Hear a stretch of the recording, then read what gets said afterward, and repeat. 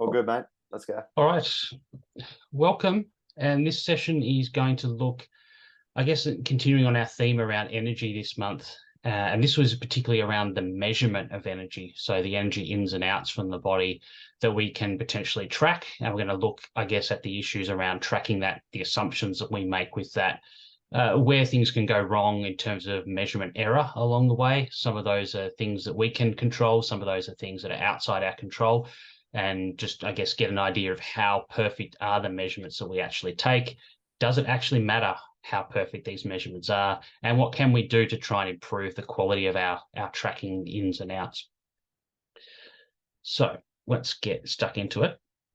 So what we're going to look at is, I guess, why does all of this matter? Why are we looking at tracking ins and outs in terms of energy?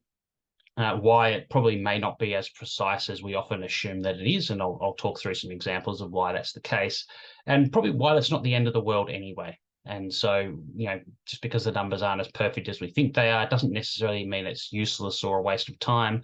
It's still useful. And I guess it's just about how we interpret it, how we think about it, and how we apply that information.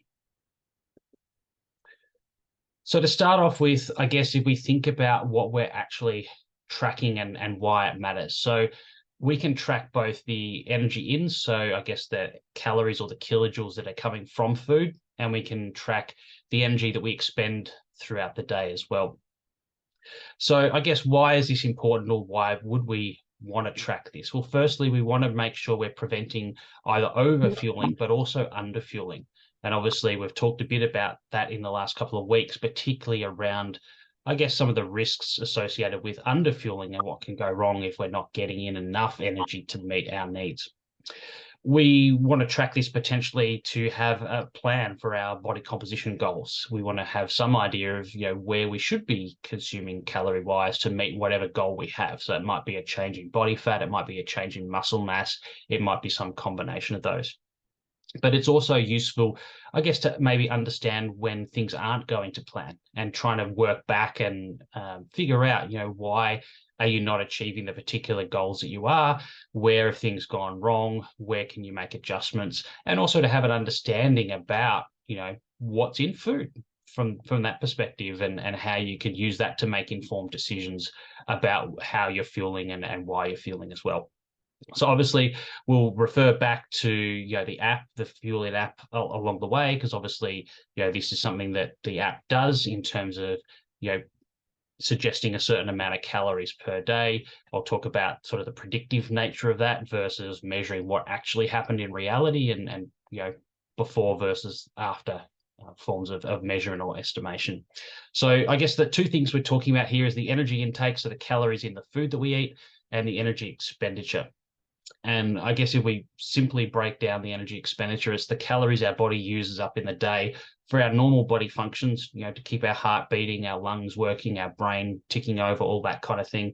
And then the muscle movement. So actually producing energy to move our muscles, which produces our movement, everything from, walking to the bus stop through to purposeful exercise, hanging out the washing, cooking dinner, all of those kind of things. So any kind of movement is going to require energy, obviously some more than others. So I guess the first thing we need to think about, and I guess where Fuelin fits into this picture, is trying to have some sort of predictive capability here. So it's one thing to measure what we did eat and what we did expend in terms of energy, but it's another thing to kind of estimate how much we think we need to eat and how much we think we're going to expend in the day. So here's Scott with his crystal ball, designing the Fuelin algorithm to try and predict exactly how many calories you actually need on any given day based on the training plan that you have, and then breaking that down into macronutrient requirements in terms of protein and carbohydrate and fat and so on. And this is a process that's constantly under review. We're doing a bit of QA on this at the moment to actually look at, is the algorithm being as good at predicting energy needs as we think it should be or it could be, and can we improve that to improve the utility of the app for all the users over time as well. So it's certainly not something that is kind of set and forget. Scott's put his algorithm in there, he's plugged the crystal ball into the app, and we're just going to leave it alone. It is something that's constantly being reviewed to see, can we improve it and can we make it better over time. I like the crystal ball, Alan. Yep. I Maybe can just maybe see we you should sitting there at maybe home at we night. should yeah, maybe we should have that as the first thing that comes up. Yeah. Yeah. That's good. So I guess if we start with the intake side of things, so the calories or the energy that we're consuming in the day, I think most people will be familiar with this, but just if you're not, or you want a bit of revision around it, we get calories from really four nutrients in food. So we get from protein, from fat, from carbohydrate, and also from alcohol, which sometimes gets forgotten or potentially underappreciated as well. Now, exactly how much calories you get from each of those nutrients does vary a little bit, and this is what's called the Atwater factors, which were named after Wilbur Atwater, who was a physiologist in the late 1800s. And you can see the figures on the screen there. These are certainly not perfect. They're rounded off to whole numbers. But this is generally the principle that pretty much every kind of diet or nutrition related app program calculation is based on these Atwater factors. So 1 gram of protein and carbohydrate both give you about 4 calories. 1 gram of fat gives you about 9 calories. 1 gram of alcohol gives you about 7 calories. And so we can add together the total, grams of protein and fat and carbohydrate and alcohol if you're having alcohol. And you put all those together and you can do those calculations and you can work out how many total calories you've eaten in the day. And then if you want to, you can go through and calculate, what percentage of those total calories came from protein versus fat versus carbohydrate and so on. You can see an example of what that might look like there. Actually, while this is commonly done, I actually don't find it that useful in a sports nutrition context when we're looking at athletes and training, because trying to keep to a particular sort of percentage range isn't necessarily helpful, and certainly not the way we would do it with Fuelin, because, for example, your carbohydrate is going to vary up and down significantly from one day to the next. And you'll see that in the app with yellow days or green days or red days. But the protein and fat stays pretty much constant every day of the week. So the percentages are going to adjust from one day to the next. And simply because doing it in a percentage way isn't necessarily that helpful to fitting around and periodizing your carbohydrate based on a training schedule that's moving throughout the week as well. Alan, just on that, is there, and it's something we've touched on before, but do you also see those problems with percentages because the overall caloric intake, if it's low, that significantly can impact that percentages as well? Like if they're, or it can impact, sorry, the grams per kilogram in a really Mm. negative way, can't it? Could you explain that just a little bit? Just where some of those Yeah, pitfalls yeah. And exist I with guess that's one of the percentages? risks with percentages. It's a percentage of what? So is Yeah, it a percentage of 1,500 calories a day, or is it a percentage of 4,000 calories a day? And obviously, how that translates into grams of protein or grams of fat will be potentially very different. So, if you said, for example, 10% of your total calories were coming from protein at 4,000 calories a day, that would be, 400 calories worth of protein, which is about 100 grams. 100 grams. Whereas if you were doing that based on 1,500 calories, or maybe 2,000, a nice round number, all of a sudden you're only getting 50 grams of protein. So the protein is scaling up and down as the calories scale up and down if you're using that kind of percentage model. So yes, not only does training kind of change those needs over the day, but your total calorie needs will change as well. And therefore using a percentage, and particularly a fixed percentage, saying, my fat should be 30% of total calories, or carbohydrate should be 45 or 55%, or whatever you want to make it, is ultimately not that helpful. Yeah. No, thanks for that. Okay, so if we look at, I guess, the measurement part of this and actually measuring energy intake or nutritional intake in terms of calories, there's kind of three parts to this, and this is where some of the errors and assumptions will start to creep in. So to work out, what someone ate in terms of, how many calories, how many grams of protein, etc., you have to do two things. You have to have an accurate recording of what the person actually ate, and then you have to have accurate data about what's actually in food. So what we call food composition data. So it's one thing to say, I ate an apple today and it was 110 grams, let's just say. Well, that's nice, but unless you know how many grams of carbs is in a 110-gram apple, you actually don't know how many grams of carbs you've eaten. So you need these two sort of separate data sets to come together. Now, one of these, the record of what you actually ate, that data is coming from you. And we'll talk about that in a minute. And then the other data set is published data that we're relying on it being accurate and consistent for the types of foods that we're eating as well. And so it's only when those two data sets come together that we actually get a measure of, this is how many calories I ate today, this is how many grams of protein or carbs or whatever it is. So in terms of trying to get accurate measures of what you actually ate, there's a whole bunch of assumptions and potentially places where things can go wrong in this. The first one is, depending on how you record what you ate, is how you track your portion sizes. So a lot of people won't want to weigh everything that they eat every day. That's perfectly understandable. Very few people are going to go to the extent of literally eating, tracking everything by weighing it. It's very burdensome. It's very complicated. For some people, it gives them an unhealthy relationship with their food as well. So it's certainly not something that everyone has to do, or we'd even recommend that everyone would do. So if you're not going to weigh the food and know that that apple was 110 grams, you need to make some assumptions and some estimations around this. So can you estimate portion sizes accurately? Well, the research says, no, you can't. It doesn't matter if you're a professor of nutrition or Joe Blow off the street.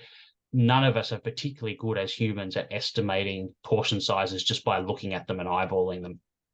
Now, there are other methods that you can use. You can see on the far right of the screen there, trying to use like the hand size and the fist size model. That's a good way of doing it, and that is built into the Fuelin app. Obviously, people have different size hands, so it's not going to be perfect by any means. So I guess the bottom line from all of this is that we know that you're probably going to get differences of up to maybe 20% in your estimations of portion size, and therefore, once you do the maths in terms of calories and things like that. The second issue here is that if you're putting this data into a food tracking app or something like that to actually translate this into the nutrients that you ate based on the food, is how accurate is the app and the data set that you're relying on for that? Is the exact food that you want in the app? Are you looking at a particular brand of food and that brand of food's not in there, but there's another one that's similar? So you go, okay, well, I'll use that brand. But you don't know for sure if it's actually going to give you the exact same values. So that's tricky as well. And then the third thing is, did you actually capture everything? It's very common. You go through and look at a MyFitnessPal record that there's big chunks missing throughout the day. And that can be for all sorts of different reasons. It might be because people get sick of logging it, but it can just be, you walk past a bowl of grapes and you grab a few grapes, but you don't remember to log it most of the time, unless you're being super fixated on it. And again, that's often not a sustainable, or in some cases, a healthy thing to do either. So, actually tracking everything and absolutely everything is not always that easy. And so we know that trying to estimate what you eat from logging food as a process overall tends to underestimate. One, we underestimate our portion sizes, and two, occasionally things get missed in terms of that tracking, no matter how diligent we are. Alan, just on one thing you said there that I've found sometimes useful, to do with the hand portion sizing, and you mentioned about everyone's hands being different. One thing I'll often recommend is an athlete, get a piece of chicken, put it against your hand. Okay, it's the size of your hand, then weigh it, and then see, okay, maybe my hand is bang on. It's roughly 200 grams or 8 ounces of meat. But if you've got small hands and it's only 150, then maybe you just need to opt for a slightly bigger portion than your hand, and that is your hand size. And obviously, again, there are, it's never going to be exact, but, I guess it's trying to make an imperfect system as good as it can be for you in terms of that guesstimation. I think that's important as well. Yeah, absolutely. Okay. Cool. Now, one of the other things that I think is really underappreciated, because I think most people inherently kind of understand the potential sources of error in actually tracking what we eat. But what we don't necessarily understand or appreciate is the potential sources of error in the food composition data that we're then using to calculate all the nutrients based on what we've entered in terms of quantities of food. So there's different sources of this information out there. There's sort of official sources, food composition databases that are usually compiled by government scientific organizations. So the US Department of Agriculture, for example, have their food composition database, and on the left you can see a screenshot of that, just looking up a banana. That's probably much more accurate information than you'll find elsewhere, because they've actually taken the food in a lab, mushed it down, and actually physically measured what's in that food. That's very different to what happens in the second and third panels on this screen.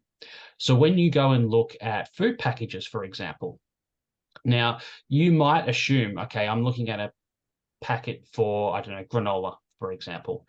You might make the assumption that, okay, well, if you see the calories and the protein and the fat and everything on my food label on my packet of granola, that granola has been sent off to a lab and mushed down and tested for what is the calorie content, the protein content, etc. But that's not actually how it works. So there are occasions where that does happen. Particularly some of the big multinational food companies might have their own in-house labs where they do a bit of this testing. But the majority of food products that you can buy, this is basically data that's been borrowed from food composition databases and some assumptions made around that. So food companies are not required to independently test their products for the calorie content, the protein content, etc. What they do is they put their recipe or whatever it is for their product into basically a food database. You kind of like MyFitnessPal, but just like a professional food industry version of that, to actually calculate, well, based on these ingredients, this is what it should be.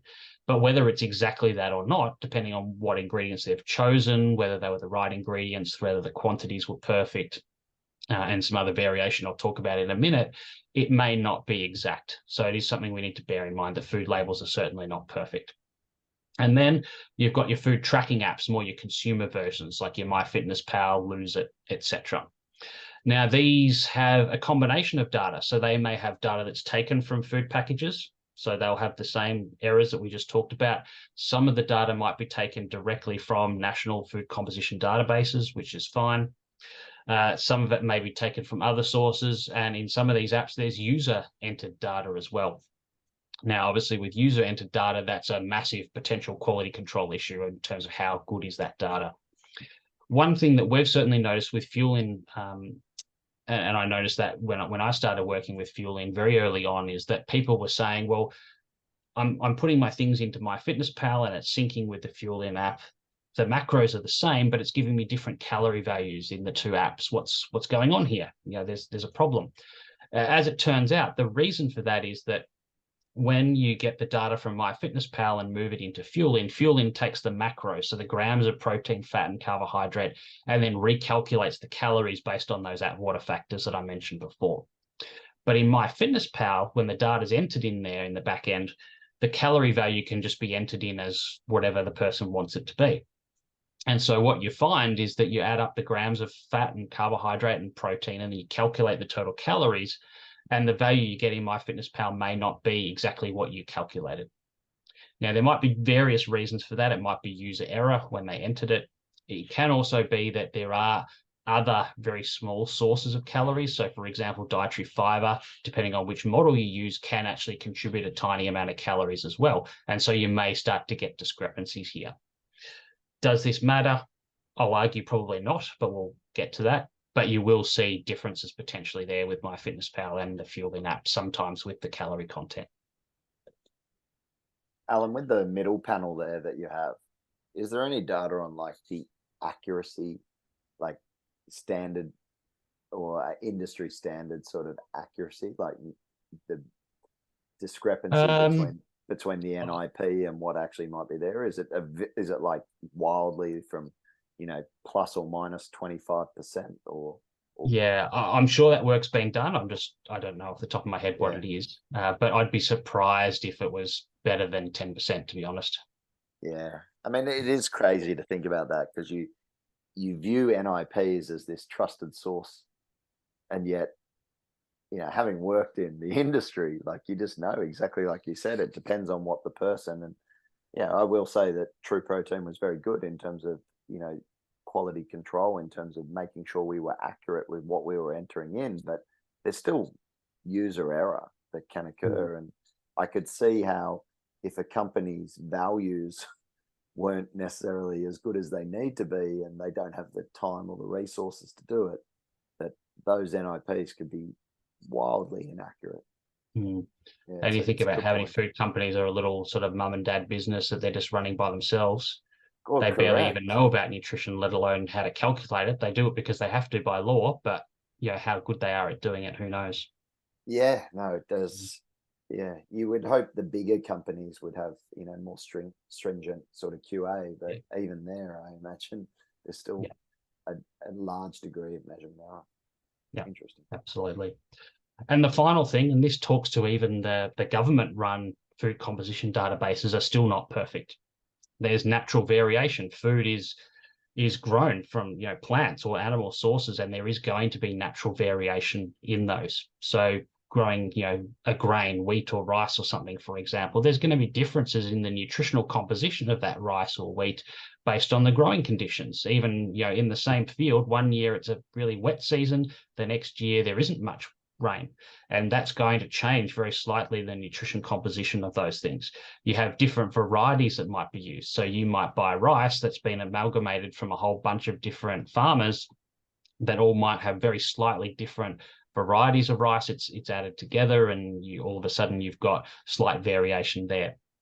The nutrition content of food can change depending on how it's stored, how it's transported, how long it's been stored for before you actually put it on your plate. So all of these things are going to make some variation creep in, even in the sort of the gold standard measurements. The way that countries try to get around this is that they buy multiple samples, amalgamate them together and measure it to try and give you an average of what's out there in that food environment. But again, if you're looking at data from the US and, you live in Australia, well, the wheat that's on sale in Australia, the flour here might be slightly different to the flour in the US because of growing conditions and things like that. So it is something that we're mindful of, is that, again, even the gold standard measurements are not going to be perfect. There's differences in analytical techniques. So different countries might use different lab techniques to actually measure the protein content of something or the carbohydrate content of something. They'll use different equipment, and that might result in different results or different food composition data, even though the food was potentially identical. The other thing, and I didn't put it together in the slide here, but it also assumes that 100% of the nutrients in that food are actually absorbed into your body when you eat that food. So there are plenty of examples where we know that that's not the case. Nuts is probably one of the most common examples where we know if you eat whole nuts, that not all of the fat, for example, in nuts, and therefore the total calories, will actually get digested and absorbed into your body. Some of it will pass through and out the other end. As opposed to something like peanut butter, because of the way it's all crushed down, much more of that will actually get digested and absorbed. So you will also get some differences between, theoretically how many calories are in the food versus how many of those calories actually end up in your body available to be used. So that's another source of variation. Okay, so that's the intake side of things and some of the measurement errors or assumptions that we have to make there. But let's talk about the energy expenditure side of things now. So as I said, there's a couple of different elements to the calories we burn or expend in a day. One, we can measure what we call our resting metabolic rate. So basically the calories it takes for our body just to do its normal bodily functions, our liver and kidneys and brain and heart and lungs and all of those things just working as normal. So you can see a measurement of that there on the left. This is the gold standard measurement called indirect calorimetry, where you actually put like almost an astronaut bubble over their head. You capture all the oxygen coming in and the carbon dioxide going out, and use some fancy maths to figure out what's going on there in terms of energy expenditure. Now, if we're talking about exercise, then we can use the same lab technique, but obviously with different apparatus. So you've got someone here running on the treadmill. It's actually the same technique and the same type of measurement, but now you're putting a mask on them to capture this while they're running. You can obviously do this in cycling and things like that as well. So this is kind of a direct measurement of what's going on. Well, technically it's an indirect measurement. It's called indirect calorimetry because you're making assumptions based on the oxygen in and the carbon dioxide out. So it's not a direct measure of the energy that's actually been expended. But in the real world, most of us don't have access to labs. And if we do, only for fleeting moments in time. So what we do is we make some calculations and best estimates around this stuff. So for resting metabolic rate, there's a whole bunch of different formulas and equations out there that you can use to try and estimate what your resting metabolic rate is. So that's the calories it just takes to keep you alive when you're lying still and not doing anything. And then if we look at the exercise side of things, we can estimate that in a variety of different ways. And depending on what type of exercise it is, you might use different techniques. Probably the easiest one to get relatively accurate is cycling. And so cycling, if you've got a power meter, you're directly measuring energy that's going through the crank. And with cycling, we know that basically the amount of calories you expend relative to the amount that actually goes through the crank is relatively constant within a reasonable range, no matter whether you're a complete beginner or a Tour de France cyclist. So that gives us a reasonable estimation of how many calories someone's actually expended on the bike. And if you have a power meter and you upload your data to Training Peaks or a platform like that, you're going to get that data in there as the work completed, which you can probably see down here. In this particular session, it was 1938 kilojoules, and you can then convert that to calories after taking into account the energy that you expend that doesn't go through the crank as well. Now, for running, there's a nice, neat relationship with running where it doesn't matter the speed, as long as it's not walking, then the calories you expend is relative to your body weight, because obviously you've got to move that over the ground, and basically the distance you run, so the total calories you expend over that distance. So it's a nice, easy relationship, but it certainly starts to come unstuck when you go onto terrain that's maybe a bit lumpy, if you're running trails or something like that, so you're not on a hard, flat surface, or you're going up and down hills a lot. All of a sudden, that nice, simple calculation starts to go unstuck, and so it can be more difficult to estimate calorie expenditure in running. Swimming is an absolute nightmare. There is so much variation in swimming. Scott and I were talking about this the other week. If you're an Olympic swimmer, you have amazing technique and you kind of just glide through the water. You could, swim at a certain speed and use not much energy at all. And then Scott jumps in the water and tries to swim alongside them at the same speed. So they get to the end of the pool at the same time, which Scott will feel good about.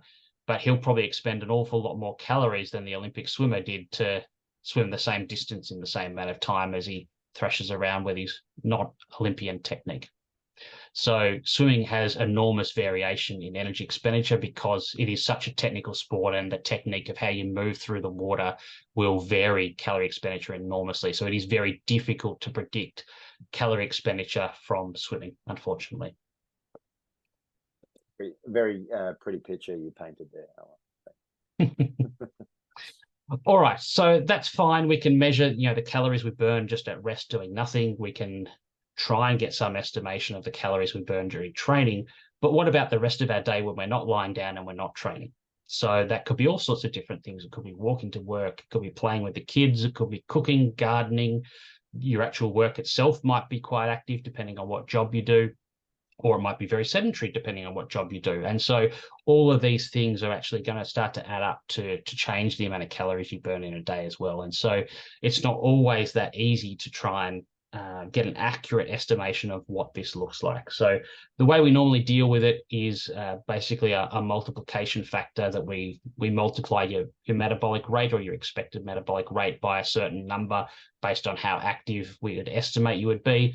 But obviously how active you actually are might be quite different to that. It may vary from one day to the next as well. And so it does make it a bit difficult to try and figure out exactly where things are at, particularly from the predictive side of things.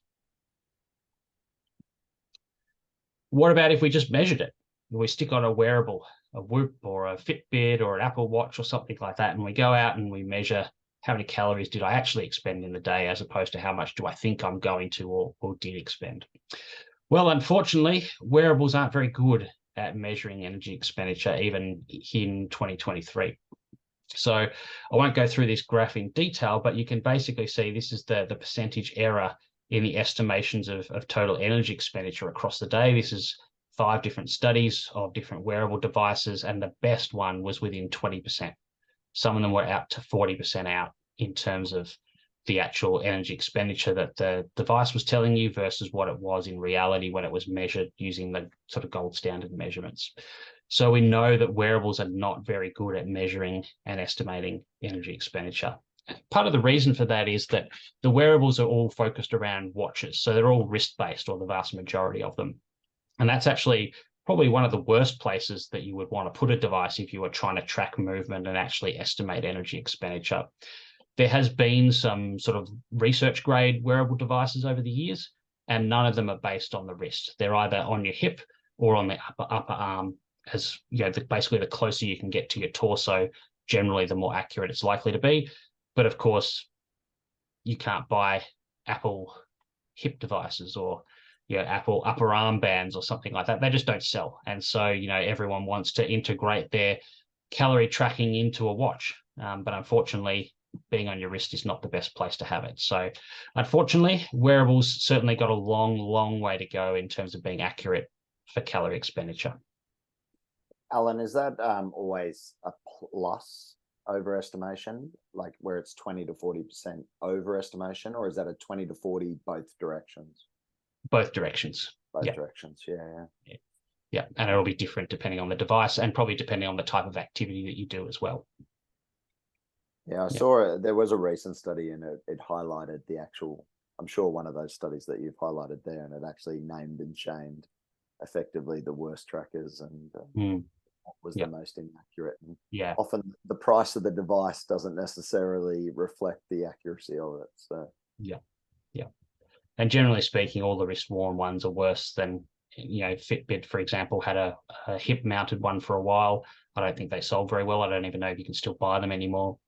No. But generally, anything close to the torso tends to be more accurate. But even then, you're talking about maybe 8 to 15% error as opposed to 20 to 30% error. What about on the ankle? I've always thought, like, why isn't the whoop worn on the ankle as opposed to the wrist? But because it doesn't even have a time on it. Like, is the pulse there because they're taking heart rate? Don't know. Yeah. All right. The final thing I'd say on this, and again, one thing that doesn't really get talked about a lot or really appreciated, is the fact that we kind of treat energy expenditure as this fixed thing. We measure metabolic rate, we apply some factor for the activity that we do, and we just assume that it's the same every day, regardless of what we do. But we know from research it's not. Energy expenditure changes constantly. And it doesn't just change based on things like, recovery from training. We might expend a little bit more energy if we've done a really hard training session and the body's working hard to, repair and recover from that. But it also changes in response to what we're eating. So if we start restricting our diet, for example, we'll probably actually start down-regulating or, expending a little bit less calories, even for the body composition that we have.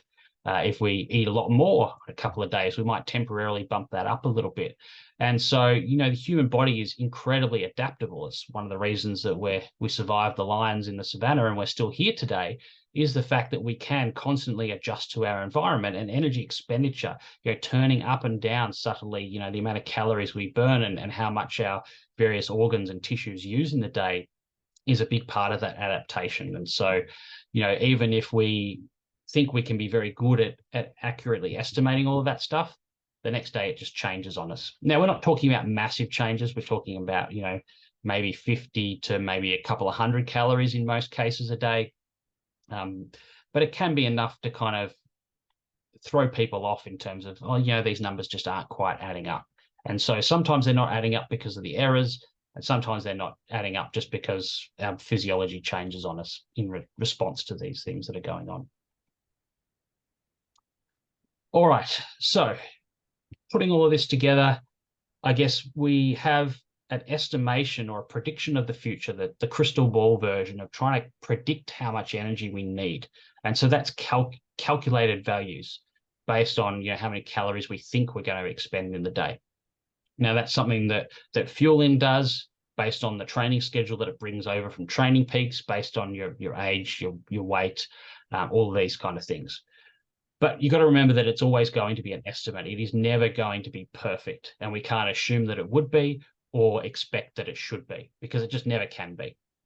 Now, on the other side of what actually happened, as opposed to what we think is going to happen, energy intake tracking, we're talking probably a 10 to 25% margin of error for all of those different reasons I mentioned before.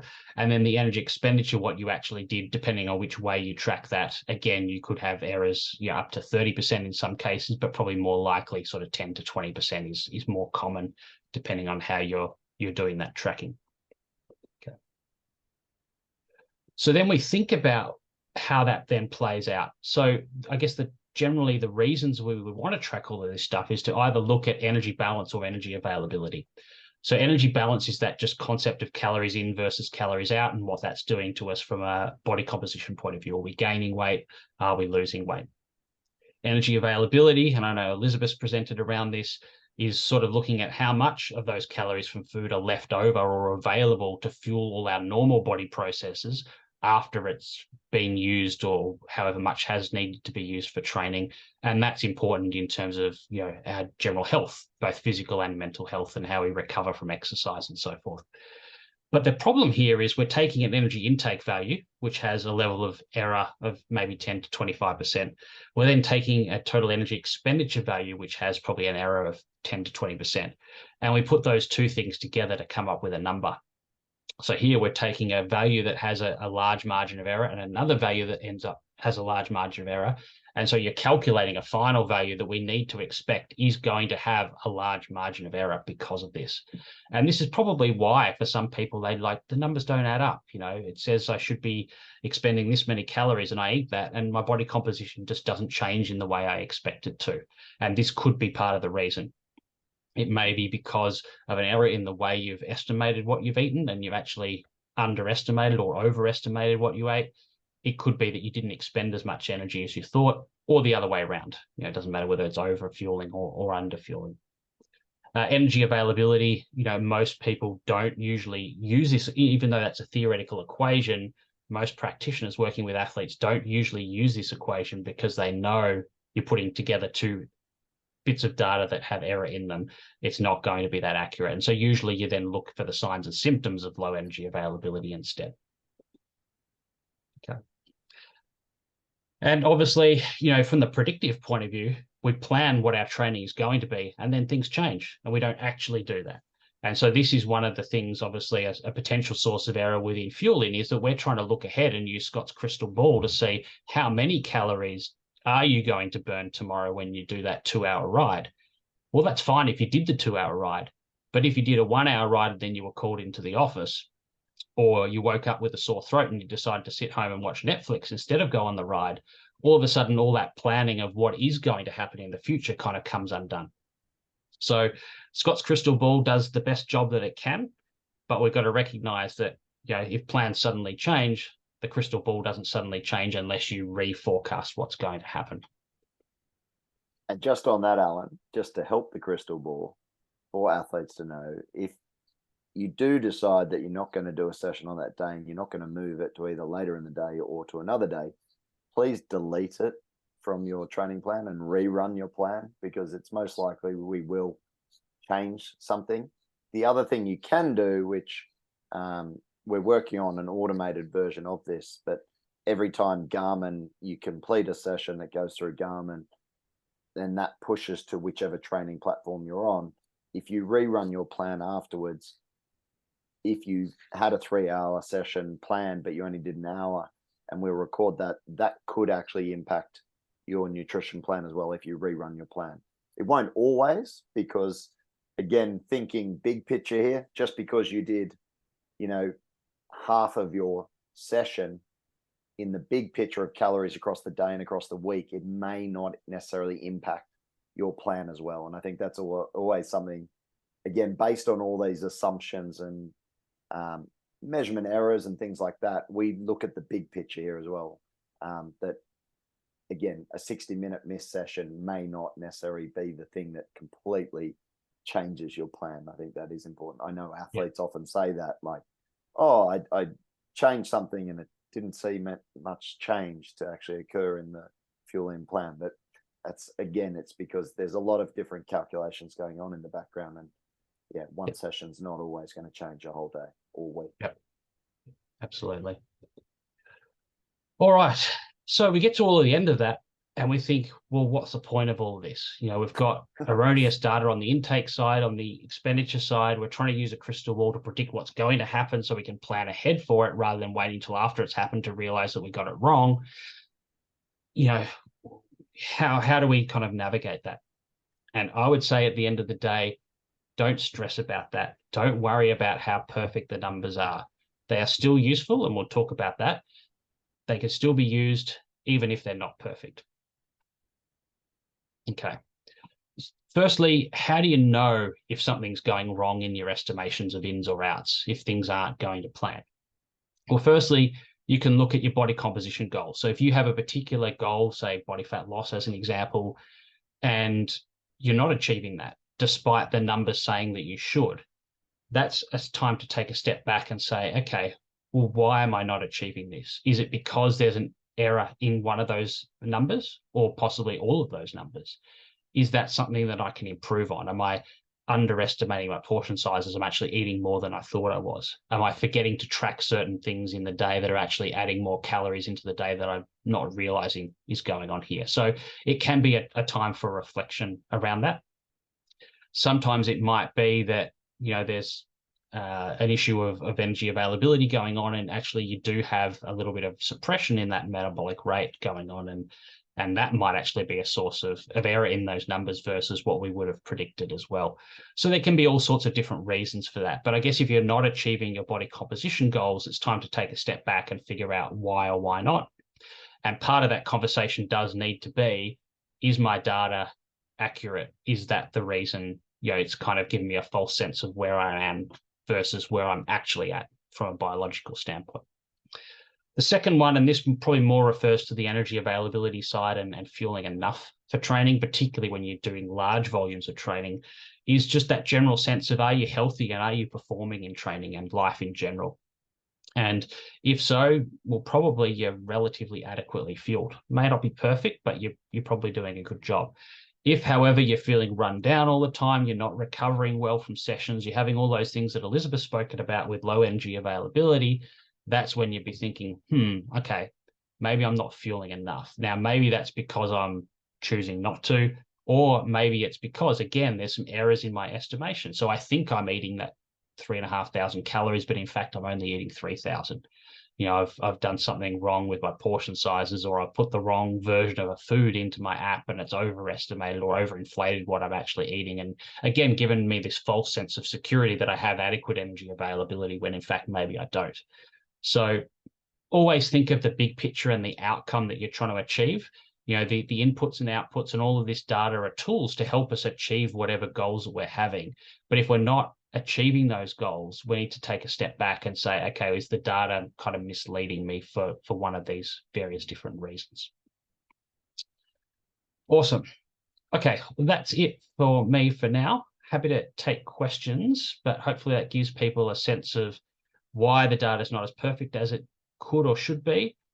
But thinking in the bigger picture, it's not the end of the world. It's still useful to get a sense of where you're at, where you're going, maybe where things have gone wrong, and also just improve your general knowledge, particularly on the intake side around food as well. Thank you, Alan. Excellent session. I've got some questions. So I think, well, it's more observations. Do you want to, we can stop sharing? Yeah, sure.